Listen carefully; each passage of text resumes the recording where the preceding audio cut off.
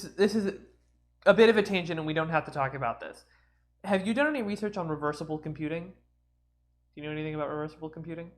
Our CTO is engaged with a PhD in human computing, and that's part of it. So, but please, I don't know much about it. Please tell me. So the idea is like if you think of like an AND gate, you bring in two bits, but only one comes out. Well, that extra bit is grounded, and you're losing that energy. That's what your waste heat is in computing.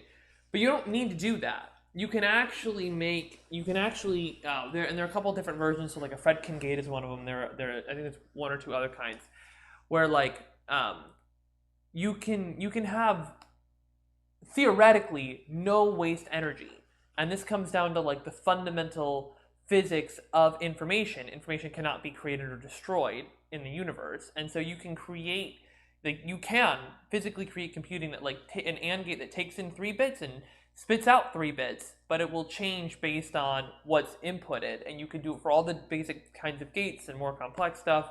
And so you can create computers that use a very very little energy, and you can always, and it also the other thing that you'll be able to do is you'll always be able to reverse all of the processes as well.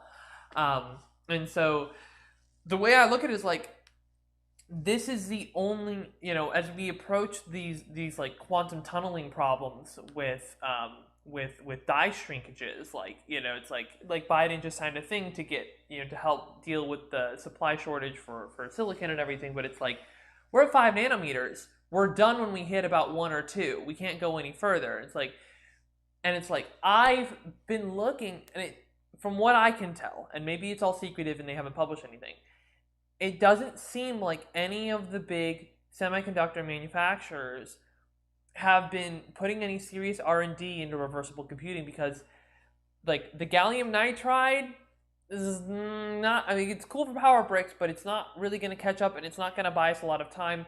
Quantum computing is super far away from being able to catch up with classical computing, but like reversible computing can use like current processes and hardware.